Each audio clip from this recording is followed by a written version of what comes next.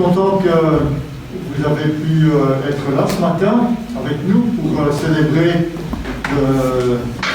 le culte avec moi pour cette nouvelle année qui commence. Alors encore quelques mois et puis je crois qu'on pourra revivre un petit peu plus normalement, on sera un peu plus apaisé. Ayons patience, prions et ayons aussi des moments de réflexion pour remercier le Seigneur, parce que même si on a passé une année qui n'était pas très confortable, ce n'était pas encore le plus difficile du monde. Hein. On a quand même pu vivre, pu manger, on a pu quand même avoir certaines formes de liberté. C'est pas comme en Chine, là-bas si tu ouvres ta bouche, tu vas en prison. Donc, ici, on peut encore ouvrir notre bouche, on peut encore critiquer tout le monde. Hein. Et alors, je crois qu'on n'a pas trop à se plaindre. Il faut trouver l'occasion pour remercier le Seigneur. Je crois que c'est ça qui est le plus important. Remercier le Seigneur qui nous a tous préservés de la maladie. Hein. Nous avons, ça c'est vraiment une bénédiction pour notre Église. Personne n'a été touché par le virus. Et ça c'est quand même c'est important. C'est vraiment une bénédiction ça. Bien, avant de commencer, on va s'incliner dans la prière. Réfléchissez aussi un petit peu pour voir les requêtes pour lesquelles vous pouvez remercier notre Dieu ce matin. Dieu notre Père, nous nous inclinons devant ton trône de grâce. Nous voulons te remercier que nous pouvons venir dans ta présence. Nous voulons te remercier que tu nous as préservés, tu nous as gardés, que tu nous as permis d'être encore dans ta maison ce matin. Nous voulons te remercier que tu ne nous abandonnes jamais, que tu nous gardes précieusement dans le creux de ta main, que tu nous aimes d'un amour éternel. Et nous voulons te remercier, Seigneur, que grâce à toi, nous pouvons encore vivre et passer des moments confortables avec des frères et sœurs, mais aussi dans ta présence. Merci, Seigneur, de répondre à nos besoins et merci de pardonner nos péchés, nos manquements, nos faiblesses. Merci, Seigneur, que tu désires à chaque instant de chaque jour développer une relation avec nous. Et nous voulons, Seigneur, vraiment nous approcher de toi. Et nous voulons nous en remettre à Jésus, qui a tout fait pour que nous puissions te connaître. Et te connaître, c'est ainsi bénéficier de la vie éternelle. Seigneur, que ton nom soit béni pour toutes ces grâces. Accepte nos louanges, nos adorations, accepte nos exhortations, aide-nous à pouvoir mettre en pratique ta parole. Je te demande cette grâce pour chacun d'entre nous dans le nom de Jésus. Amen.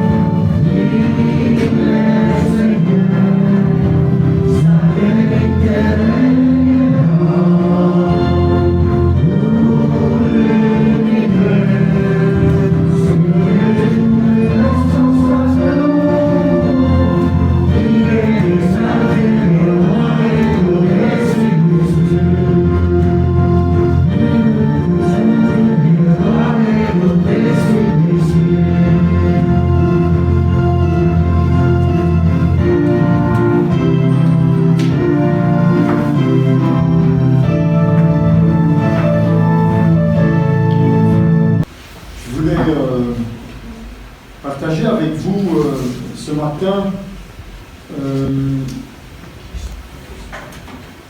5 convictions pour permettre au monde de changer. Bon, on est en nouvelle année, on est avec des bonnes résolutions, mais j'aimerais que nous n'ayons pas que des bonnes résolutions qui vont s'estomper avec les semaines qui passent. Hein. On décide, on va faire quelque chose, et puis avant la fin du mois, on a déjà laissé tomber toutes les résolutions.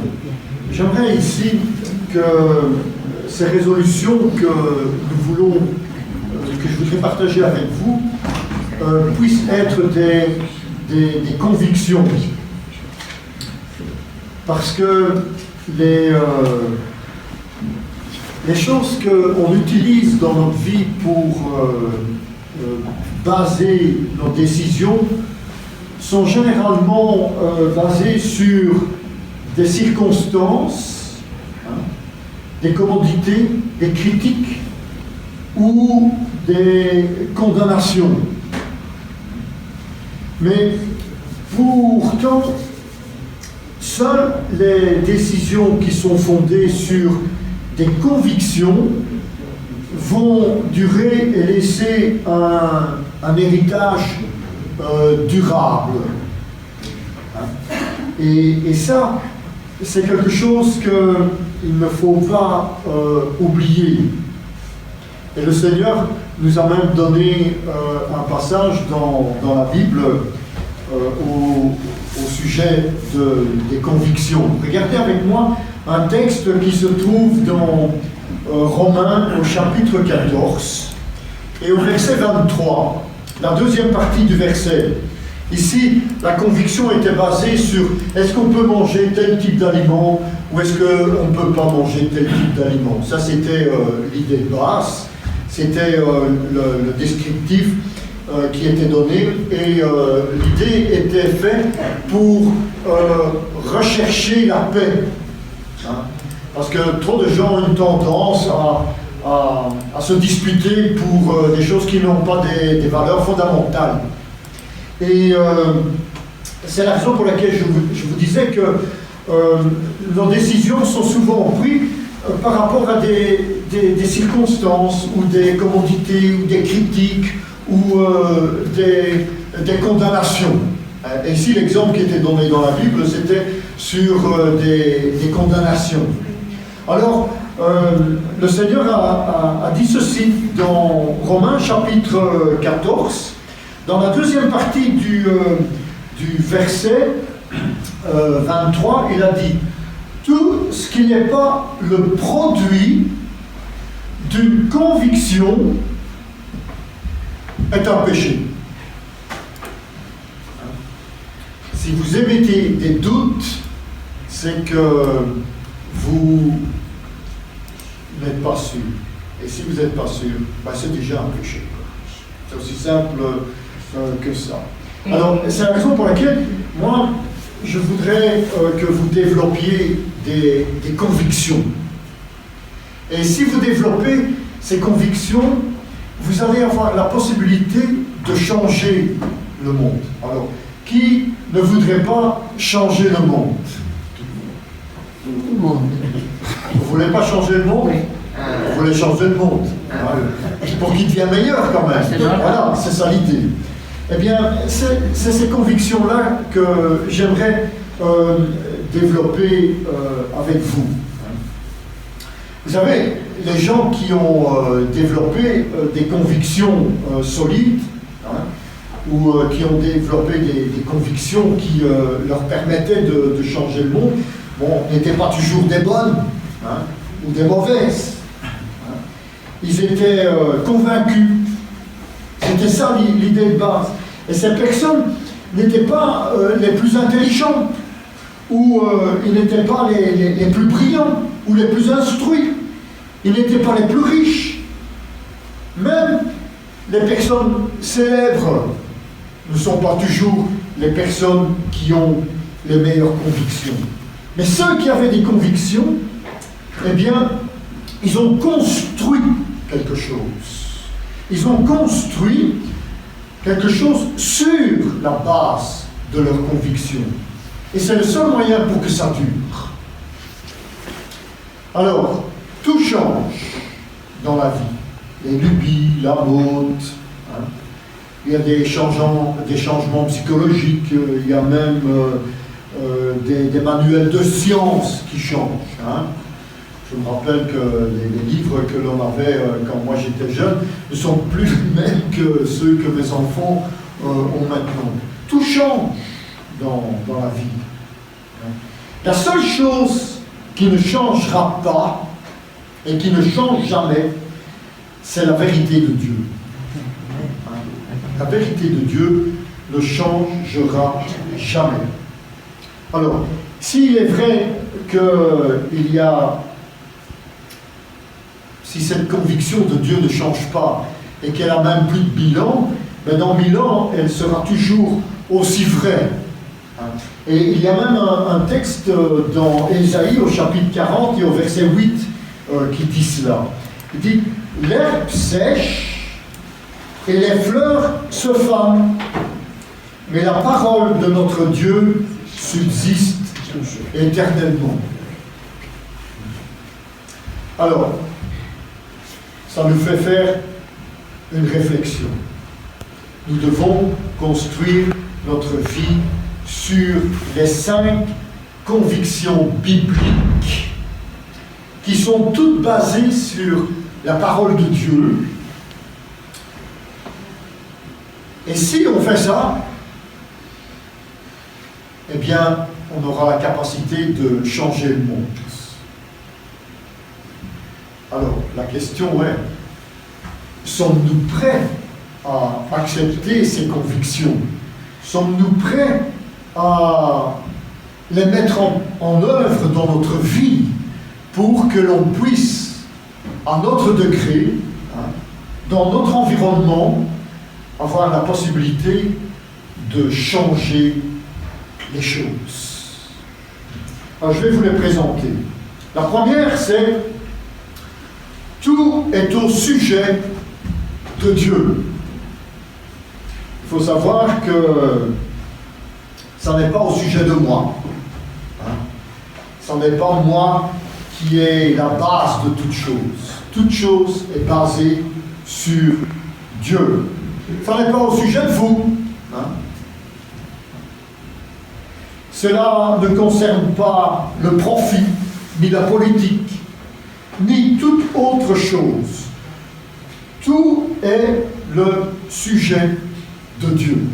Ça, c'est une des raisons qu'il faut vraiment développer dans sa tête. Vous avez été créés par Dieu et pour Dieu. Parce que tout est de lui. Et jusqu'à ce que nous comprenions cela, eh bien, la vie n'aura pas de sens. Et si vous voulez que votre vie ait un sens, il faut comprendre que tout est au sujet de Dieu. Regardez un texte dans Romains, au chapitre 11 et au verset 36. 11-36. Dans Romains, il dit ceci. Car tout vient de lui et existe par sa puissance et est destiné à sa gloire. Je répète ça. Car tout vient de Dieu et existe par sa puissance et est destiné à sa gloire. Nous sommes tous là pour Dieu. Alors, quelle est l'implication de tout cela? Si tout est au sujet de Dieu et qu'il n'y a pas que faire de l'argent, d'être populaire ou toute autre chose dans le monde qui pense que c'est important, l'implication est qu'il est plus important d'aimer Dieu que toute autre chose. Ça, c'est la première conviction que vous devez développer. Et il le dit dans Matthieu au chapitre 22 et au verset 37 et 38. Tu aimeras le Seigneur ton Dieu de tout ton corps, de toute ton âme et de tout ton esprit. Ceci est le premier et le plus important des commandements. Ça, c'est la première conviction que vous devez développer dans votre vie. Je suis là pour adorer Dieu dans tout ce que je fais. La deuxième conviction que vous devez développer, c'est seule l'Église va durer éternellement. Et c'est qui l'Église? Eh bien, c'est les membres de la famille de Jésus-Christ. Alors, bon, ce n'est pas notre Église, hein. C'est tous ceux qui ont accepté Jésus-Christ comme leur Seigneur et leur Sauveur, qui veulent que Dieu ait une influence dans leur vie et qui ont décidé de faire partie de sa famille. Et la Bible nous dit ça même. L'Esprit de Dieu témoigne à mon esprit que je suis un enfant de Dieu, que je suis héritier de Dieu et co-héritier de Jésus-Christ. C'est tous ces membres de cette famille qui composent l'Église. Et c'est la raison pour laquelle Jésus-Christ a dit lui-même dans Matthieu au chapitre 16 et au verset 18, il a dit « Je bâtirai mon Église ». Hein, il aurait pu dire « Je bâtirai ma famille ». Hein, parce que Église, ça veut dire assemblée. Ça veut dire tous ceux qui se réunissent en son nom. Et il dit, je bâtirai mon Église et toutes les puissances de l'enfer ne saura pas la conquérir. Dans un millier d'années, il n'y aura probablement plus de Belgique. Aucune nation ne dure éternellement. Aucun empire ne dure éternellement. Regardez, où est l'empire romain? Hein? Où est l'empire grec? Dans un millier d'années, il n'y aura probablement plus d'ordinateurs comme on les a. Hein? Il y aura autre chose, mais on ne sait pas quoi. On voit que dans un millier d'années, plein de choses auront disparu. Même des organisations chrétiennes auront disparu. Rien d'artificiel ne dure. Rien que l'Église de Jésus-Christ durera.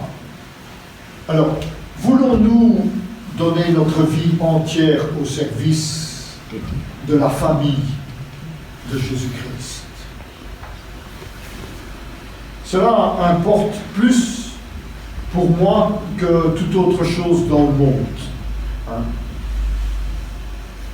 D'être membre de cette famille et de pouvoir m'investir.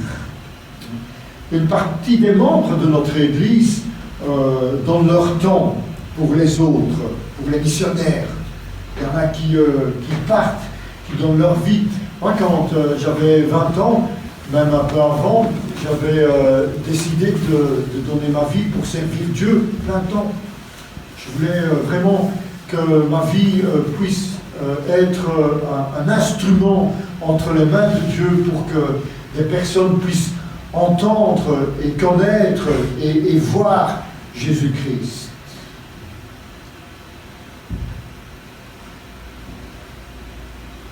Nous ne sommes pas dans juste pour être notre Église. Au fil des ans, nous avons soutenu des gens dans notre Église.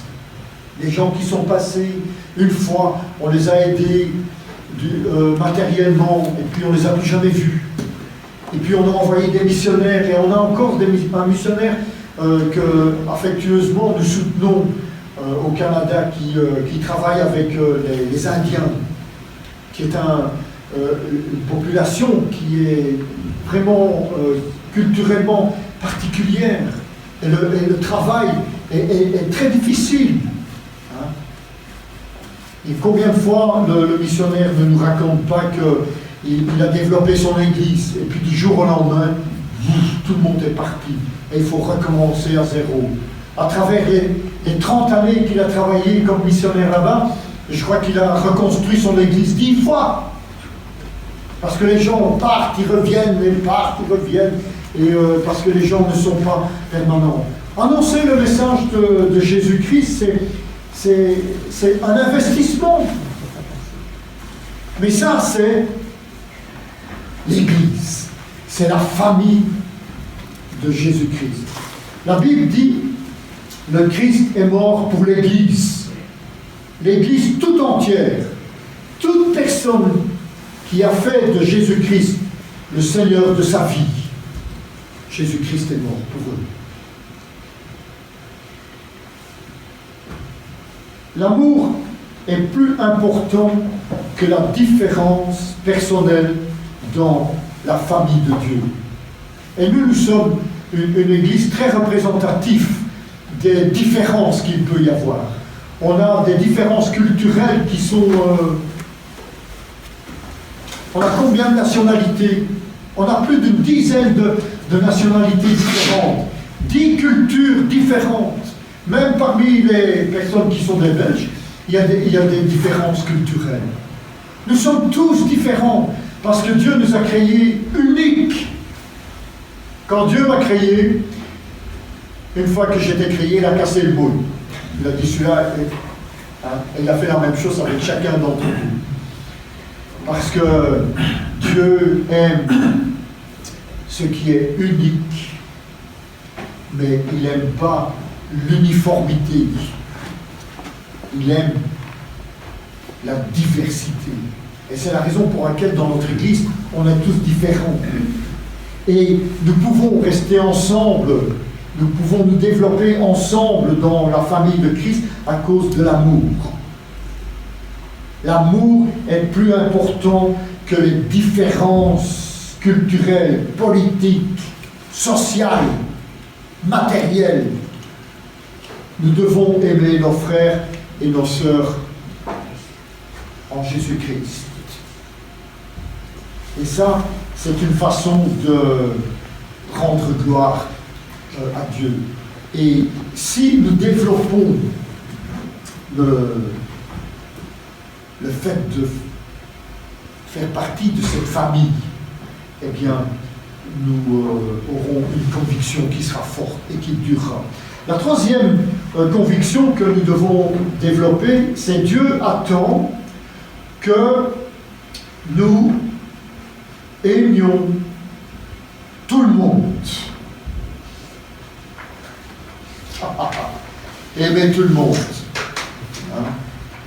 Ça, c'est, je crois, la demande de notre Seigneur qui est la plus difficile. Hein? Parler avec les gens, ça va. Vivre avec les gens, ça va.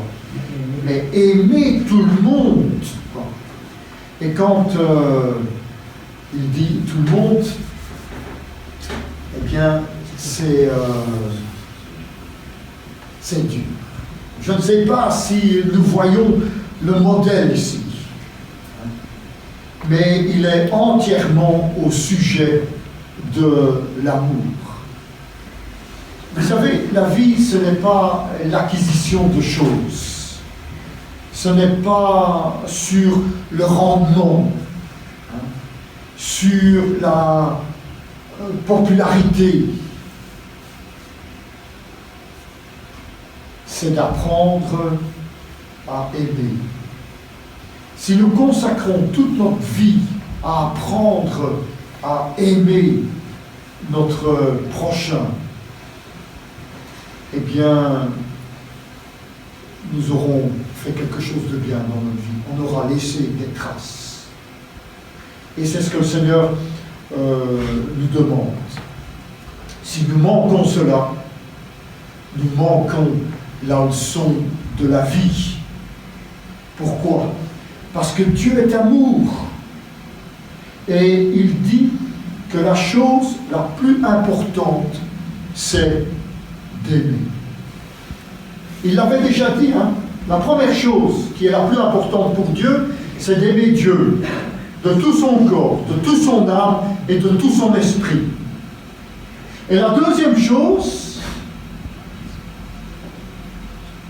c'est d'aimer son prochain.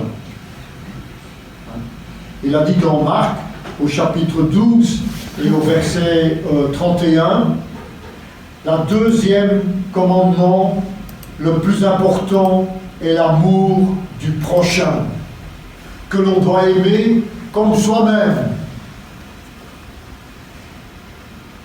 Alors, dans cette histoire, parce qu'il y a une histoire autour de ce verset que Jésus a donné, hein, il y avait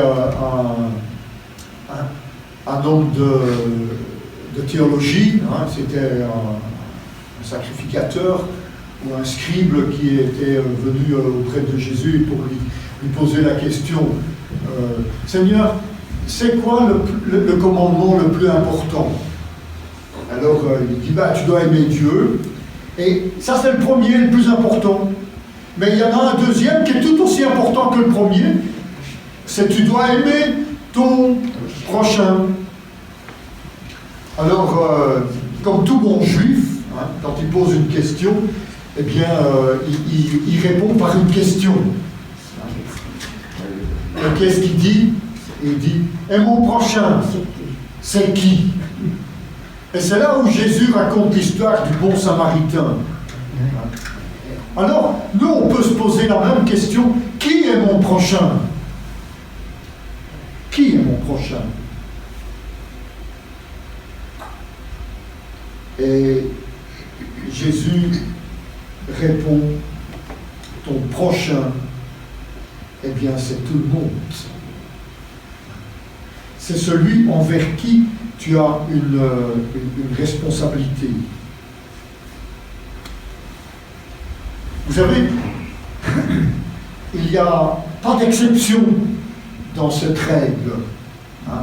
On pourrait dire, oui, mais moi j'aime bien tout le monde, sauf les Chinois. J'aime bien tout le monde, mais pas mon voisin, parce que c'est un vrai ennuyant. Non, il faut aimer tout le monde. Et c'est vrai qu'il y a des personnes qui ne sont pas aimables. Hein?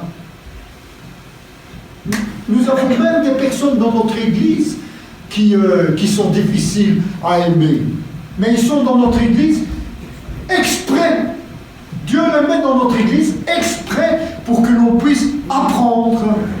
Parce que si on ne sait pas apprendre à aimer les gens qui ne sont pas aimables dans notre Église, comment on va faire pour aimer les gens qui ne sont pas aimables hors de l'Église? Étant donné que dans notre famille, eh bien, on doit apprendre à aimer tout le monde. Et regardez même dans votre famille, avec le papa, la maman et les enfants. Il y en a de temps en temps dans la famille qui ne sont pas aimables, hein, qui sont difficiles à aimer, quoi. Parce qu'ils ont un caractère qui est pénible. Mais Dieu dit, pas d'exception. Tout le monde. C'est vrai qu'il est facile d'aimer les gens avec qui on est d'accord. Hein. Mais il est aussi facile d'aimer les gens qui sont cool. Il est aussi facile d'aimer les gens qui sont fiables, sur qui on peut compter. Mais le Seigneur dit que nous devons aimer les personnes qui sont peu aimables, ceux qui sont différents. Hein? Ceux qui sont différents. Et c'est ça qui est bien dans notre Église. Parce que nous sommes tous des étrangers dans cette Église. Hein? Combien de Belges il y a? Belges, levez vos mains. Ah, quand même. Je croyais qu'il y en avait moins que ça. À ma connaissance. Allez, on est 4 ou 5. Mais tous les restes sont des étrangers.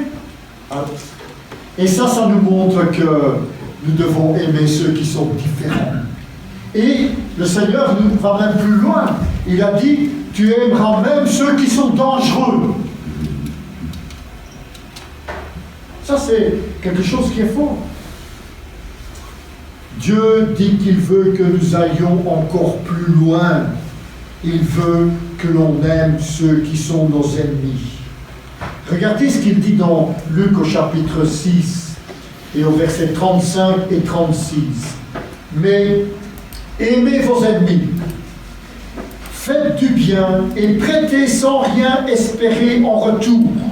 Alors votre récompense sera grande et vous serez les fils du Très-Haut. Nous serons les fils du Très-Haut. Et ça, c'est un élément qui est révélateur. Si nous avons décidé que Jésus est notre Seigneur, que nous sommes devenus enfants de Dieu, la caractéristique qui montre que nous sommes enfants de Dieu, eh bien, c'est que nous aimons tout le monde. Et il le dit, hein, car il est bon, lui, pour les ingrats et les méchants. Soyez généreux comme votre Père est généreux. Soyez généreux comme votre Père est généreux. C'est vrai qu'il est difficile d'aimer les gens qui nous traitent mal, ou aimer quelqu'un qui croit quelque chose de totalement contraire à ce que la Bible enseigne. Mais Dieu dit, nous devons aimer même nos ennemis. Ça, c'est la troisième conviction que nous devons développer, qui est le deuxième commandement de Dieu. Nous devons aimer et aimer toujours plus. La quatrième conviction que nous devons développer, c'est que nous devons prendre conscience que le monde a besoin de Jésus. Tout le monde n'est pas convaincu qu'on a besoin de Jésus, mais nous avons tous besoin de Jésus. Il y a 7 milliards d'habitants sur cette planète, et ces 7 milliards de gens ont tous besoin de Jésus. Toute la Bible témoigne de cela, et en particulier la grande ordonnance que Jésus nous a donnée juste avant de s'en aller au ciel. Et regardez ce qu'il dit dans Matthieu au chapitre 28 et au verset 19. Allez faire des disciples dans toutes les nations. Il n'a pas dit à Jérusalem, hein. Il a dit dans toutes les nations. Est-ce que ça implique l'Iran?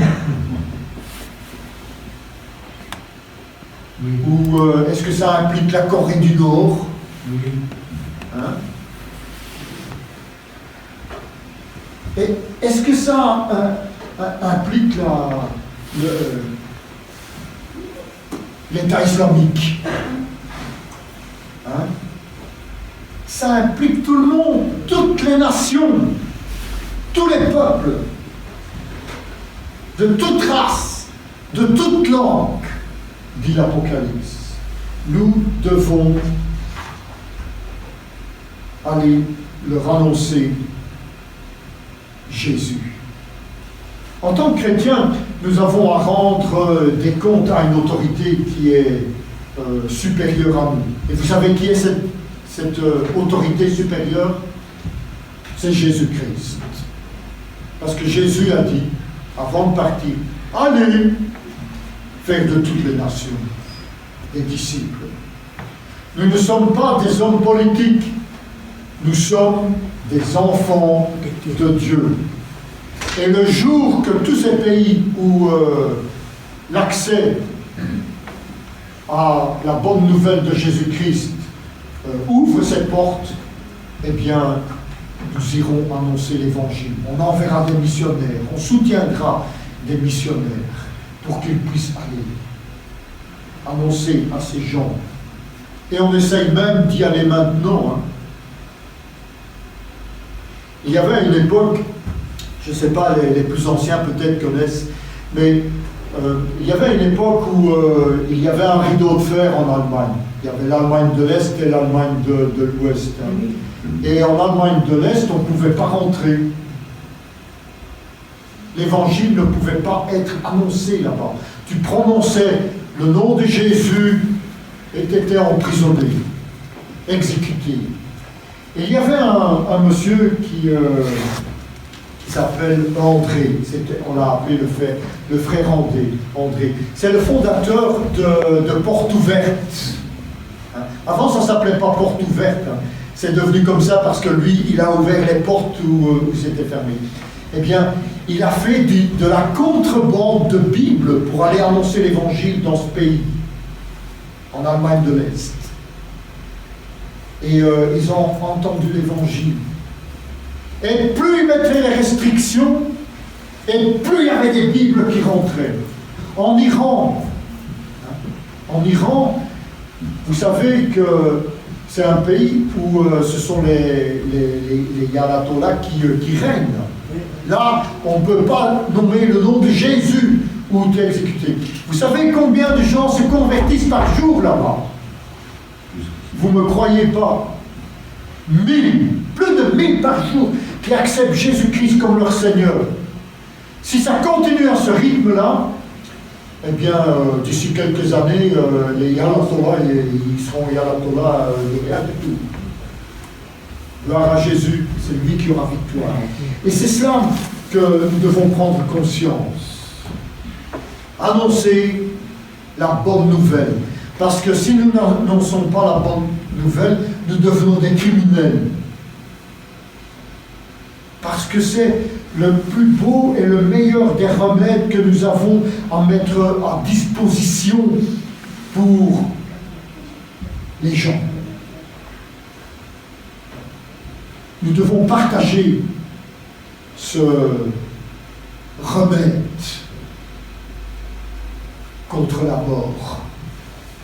Parce que Jésus est le seul qui peut nous donner la vie éternelle. Nous avons besoin de Jésus. Nous pouvons être des enfants de Dieu, mais si nous n'avons pas encore fait de cette vérité la nôtre, eh bien, il faut prendre conscience qu'il faut le faire parce qu'elle peut changer la vie. Et comment peut-elle changer la vie? Tout d'abord, elle va changer nos priorités. Si nous prenons conscience que les gens ont besoin de Jésus et que c'est vraiment une importance capitale, alors nous ne vivrons pas de la même manière. Parce que nous serons en permanence préoccupés par l'œuvre de Jésus-Christ. Dans notre vie et pour la vie des autres. Et c'est la raison pour laquelle Galates, au chapitre 2 et au verset 20, dit ceci. « Je suis crucifié avec Christ, et ce n'est plus moi qui vis, c'est Christ qui vit en moi. Ma vie présente dans la chair, je la vis dans la foi au Fils de Dieu qui m'a aimé et qui s'est livré lui-même pour moi. » Et quand on a pris conscience de ça, eh bien, on fait que notre vie soit la vie de Jésus. Ensuite, nos perspectives changent. Nous ne considérons plus les gens comme nous pouvons les utiliser. On ne devient plus des exploiteurs. Ils ne sont plus des objets. Ils sont des âmes inestimables pour lesquelles Jésus a versé son précieux sang. Ils sont valables. Ils sont précieux. Nous ne nous soucions pas si la personne est un drogué, ou un ivrogne, ou un fainéant, ou un malade. Ils sont précieux. Parce qu'ils sont précieux aux yeux de Dieu. nous devons regarder les gens non pas comme des objets, mais comme des cœurs brisés, qui ont besoin d'être réconciliés avec Jésus-Christ. Et ça, c'est la quatrième conviction que nous devons développer pour cette année. Tout le monde a besoin de Jésus. Alors, la dernière conviction, c'est que, et ça c'est une conviction qui est importante, parce que, bon, jusque maintenant, vous avez l'impression que vous devez faire toutes ces choses par vous-même, avec vos propres capacités. Et du coup, vous êtes découragé. Vous dites, il y a déjà 4 de ces convictions dont je ne suis pas certain que je vais avoir la possibilité de les mettre en pratique. Hein. C'est la raison pour laquelle la 5e conviction va vous permettre de mettre les 4 autres en pratique. Parce que tout est possible avec Dieu. Ces convictions, vous ne pouvez pas les mettre en pratique si vous ne demandez pas l'aide à Dieu. Qu'est-ce que nous dit la Bible? C'est même Jésus qui le dit. Dans Matthieu, au chapitre 19 et au verset 26, il a dit, Jésus les regarda et dit, avec l'homme, cela est impossible, mais à Dieu, tout est possible. Regardez, Dieu a créé tout l'univers. Alors, si Dieu a créé tout l'univers, il peut vraiment venir nous aider ici, sur cette terre. Il peut nous aider à adorer Dieu. Il peut nous aider à aimer l'Église. Il peut nous aider à aimer notre prochain. Il peut nous aider à parler de Jésus autour de nous.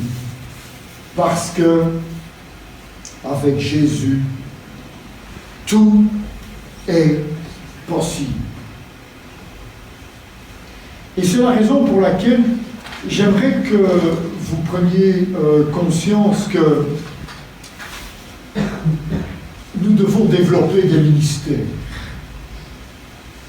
Je parle régulièrement de ça. Hein. Je dis investissez-vous dans un ministère. Alors, vous ne voulez peut-être pas vous investir dans un ministère dans l'Église. Ce serait bien, mais vous pouvez investir dans un ministère personnel.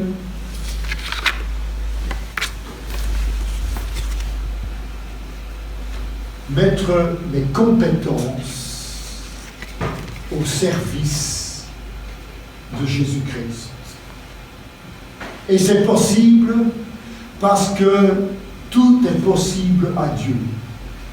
Dieu vous a créé avec une personnalité, avec un caractère, avec des dons, avec des expériences, avec des ressources. C'est la raison pour laquelle Dieu vous voit comme étant quelqu'un de super. J'ai toujours dit que les enfants de Dieu sont des super-héros.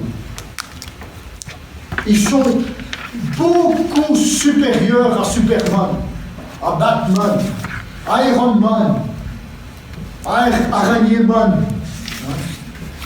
Nous sommes des super-héros. Peu important que nous avons des capacités supérieures à tous ces super-héros des bandes dessinées. Parce que nous pouvons faire des miracles grâce à la puissance de Dieu. Parce que rien n'est impossible à Dieu. Et c'est la raison pour laquelle notre planète a 5 grands besoins. Vous connaissez les 5 grands besoins de notre planète. Je vous les énumère.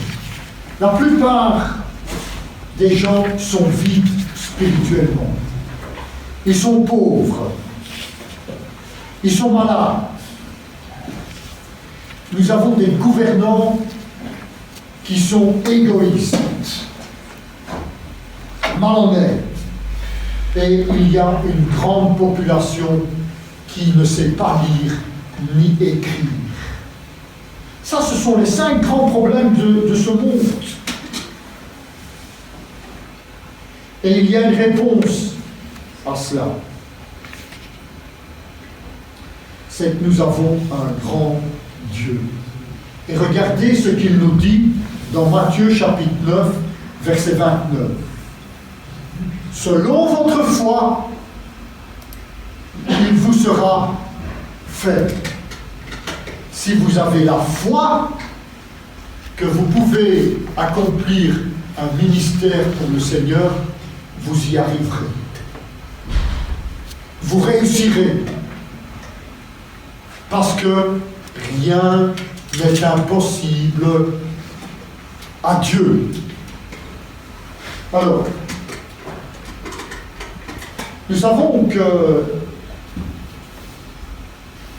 quelle est l'implication de tout cela? C'est que Dieu nous attend. Et Dieu nous attend à ce que nous lui faisions confiance.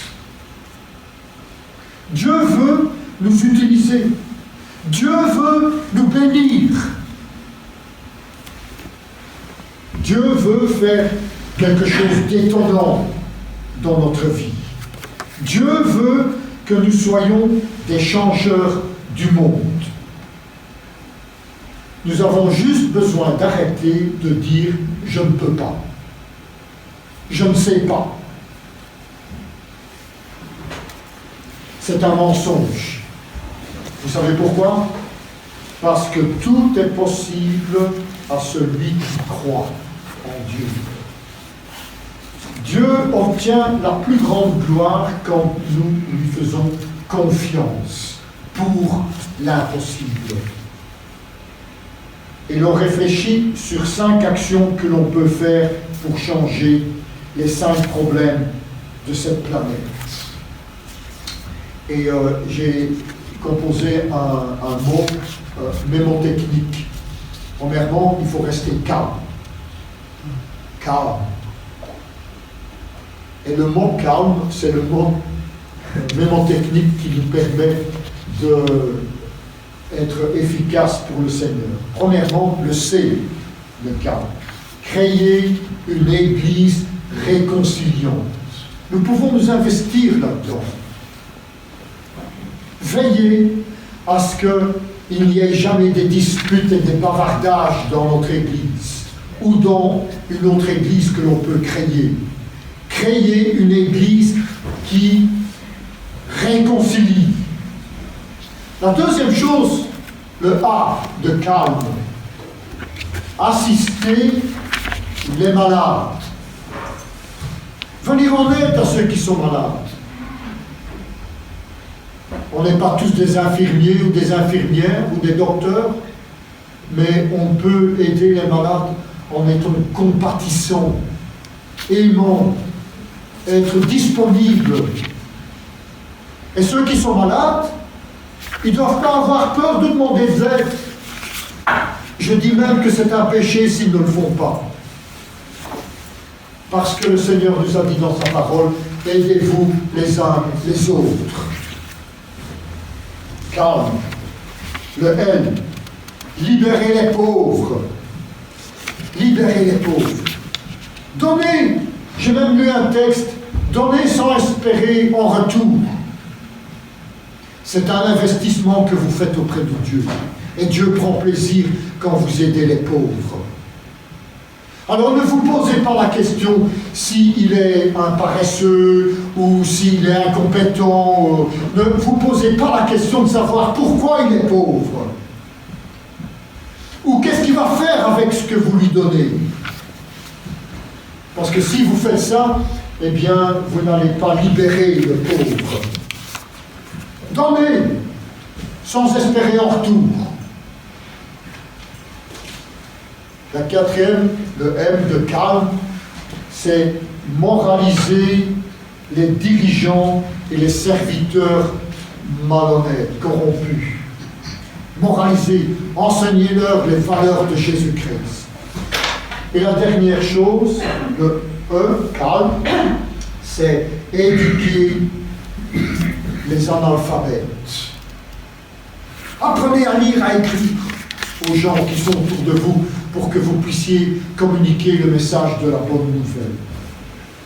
Ça, c'est possible si vous croyez que Dieu peut intervenir. Rien n'est impossible à Dieu. Rien ne peut empêcher Dieu de mettre en œuvre le calme. Pas nous exciter, pas nous énerver. Chacun d'entre nous connaît les capacités que nous avons.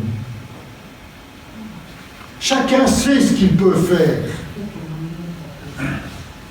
Et mettons ça au service du Seigneur, au service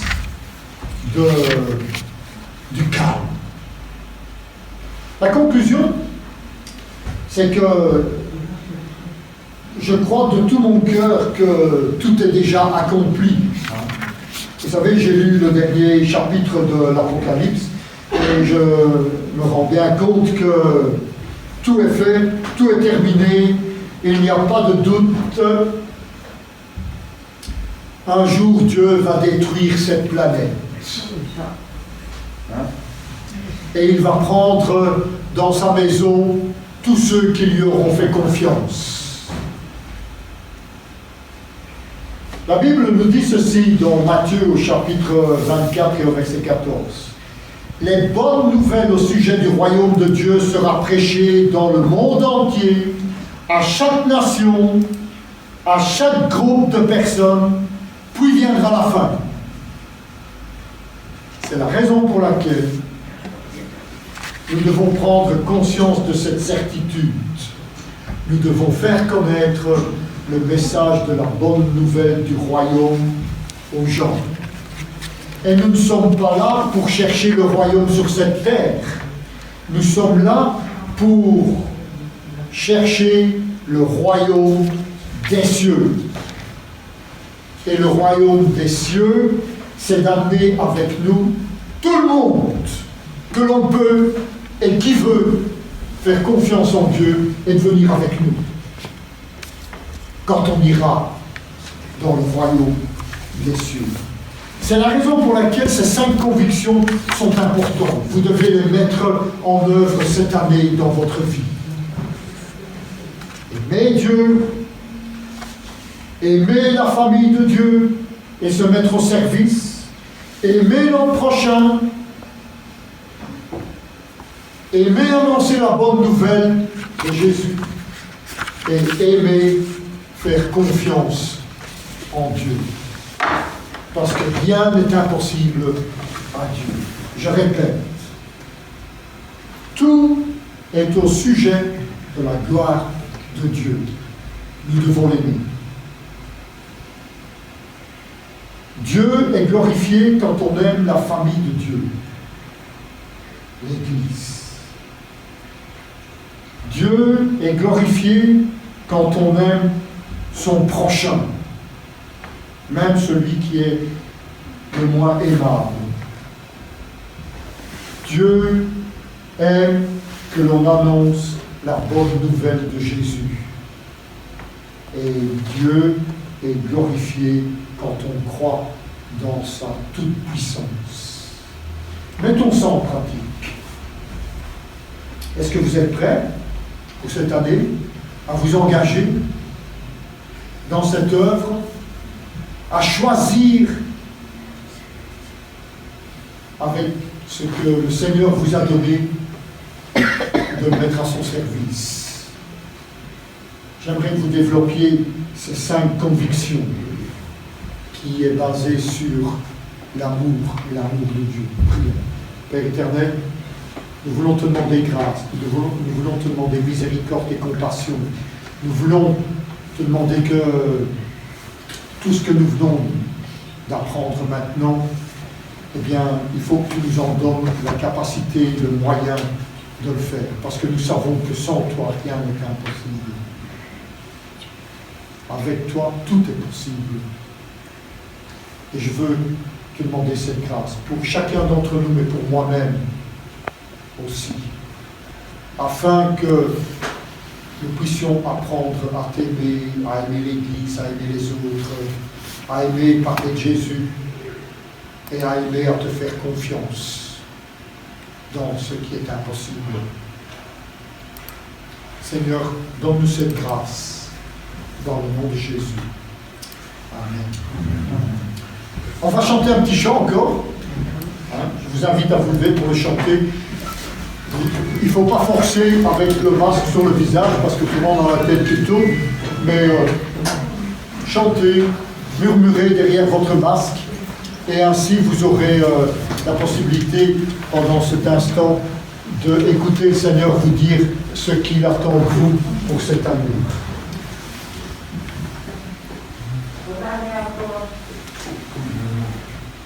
Ok? Chantons.